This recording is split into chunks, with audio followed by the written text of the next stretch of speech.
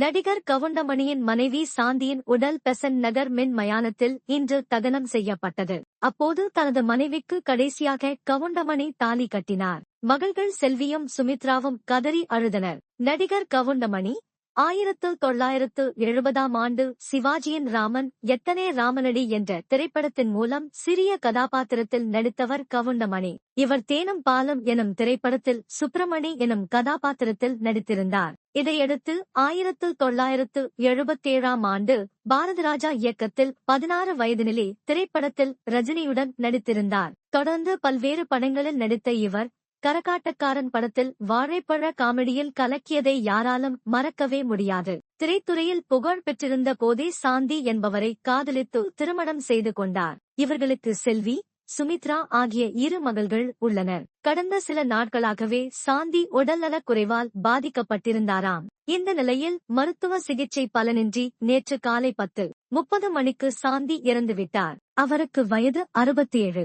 சாந்தியின் உடல் தேனாம்பேட்டையில் உள்ள வீட்டில் பொதுமக்களின் அஞ்சலிக்காக வைக்கப்பட்டிருந்தது. கவுண்டமணியின் நண்பர்களான சத்யராஜ், செந்தில், நிழல்கள் ரவி, கே.எஸ். ரவிக்குமார் உள்ளிட்டோர் அவருக்கு நேரில் சென்று ஆறுதல் தெரிவித்தனர். அதுபோல் தவக தலைவரும் நடிகர் விஜயும் நேரில் சென்று சாந்தியின் உடலுக்கு அஞ்சலி செலுத்திவிட்டு கவுண்டமணியை இறுக அணைத்து ஆறுதல் தெரிவித்தார். இந்த நிலையில் கவுண்டமணியின் மனைவி சாந்தியின் உடலுக்கு இன்று காலை 11 மணிக்கு இறுதி சடங்கு நடந்தது.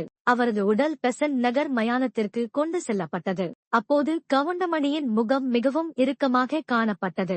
அவரை சீமான் உள்ளிட்டோர் ஆசுவாசப்படுத்தினர். இந்த நிலையில் கவுண்டமணியின் குடும்ப வழக்கப்படி சாந்தியின் உடலுக்கு இறுதிச் சடங்குகள் நடந்தன. அப்போது மஞ்சள் கயிற்றில் தனது மனைவியின் உடலுக்கு கவுண்டமணி தாலி கட்டினார். அந்த நேரம் மனதிற்குள்ளே விம்மி வெடித்தார். அது முகத்தில் அப்படியே பிரதிபலித்தது. ஏற்கனவே தனது மகள்கள் கதறிக் கொண்டிருக்கையில் தானும் அழுதால் தனது மகள்களுக்கு யார் ஆறுதல் சொல்வது என நினைத்தாரோ என்னவோ அத்தனை சோகத்தையும் முகத்திலேயே காட்டினார். மனைவிக்கு தாலி கட்டிய போது அவருடைய மகள்கள் இருவரும் கதறி அழுதனர். இது காண்போரை கலங்கச் செய்தது. மனைவியின் இழப்பிலிருந்து அவர் விரைவில் மீண்டு வர வேண்டும்.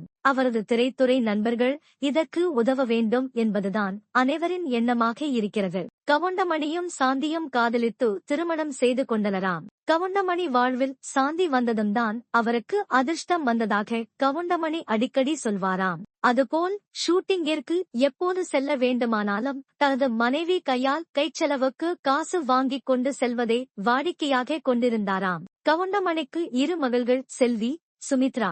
இவர்கள் இருவருமே நன்கு படித்துள்ளனராம். சென்னையில் உள்ள புற்றுநோய் காப்பகத்தில் சிகிச்சை பெறும் நோயாளிகளுக்கு மாதந்தோறும் தனது கணவருடன் வந்து சுமித்ரா சேவை செய்கிறாராம். தனது மகள்களுக்கு மனிதத்தையும் ஊட்டி வளர்த்திருக்கிறார்கள் சாந்தியும் மணியும்.